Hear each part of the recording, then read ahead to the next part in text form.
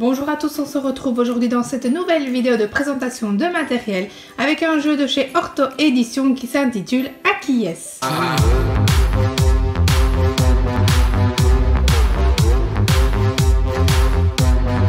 Ce jeu vous permettra de travailler de façon ludique, en compréhension et ou en production, l'utilisation des adjectifs et ou pronoms possessifs ainsi que des pronoms personnels compléments. Vous pourrez évidemment travailler aussi les capacités lexicales, l'utilisation adéquate des propositions, la production des articles contractés ainsi que l'élaboration ou la compréhension des phrases simples, des phrases interrogatives ainsi que des phrases négatives.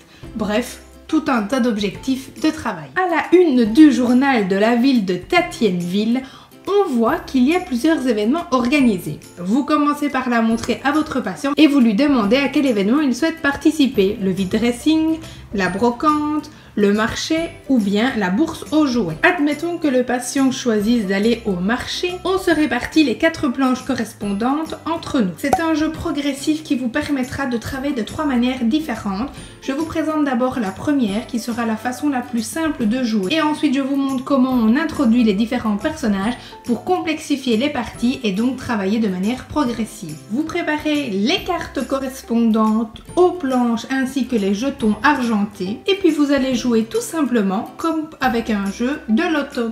Donc le premier joueur pioche une première carte à qui est-ce. Je pioche par exemple des poissons. Je vais donc demander à qui sont les poissons.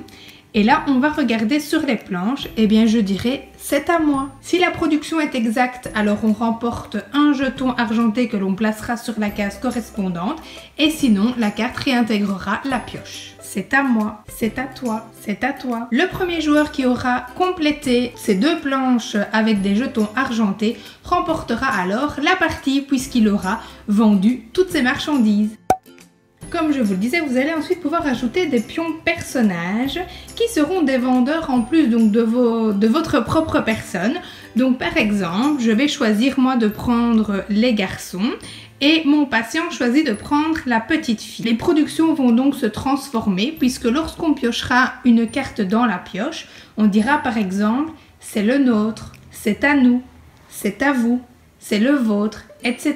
Vous allez donc ici permettre à votre patient de produire des phrases contenant des éléments de la première ainsi que de la deuxième personne du pluriel, alors que dans le jeu avant, nous étions à la première et deuxième personne du singulier. Pour la troisième et dernière manière de jouer, vous allez également sélectionner des nouveaux personnages, mais cette fois-ci, on va jouer à 4. Donc 2 planches seront attribuées aux patients et aux thérapeutes et 2 planches seront attribuées à des personnages. Par exemple, je choisis le garçon et les filles.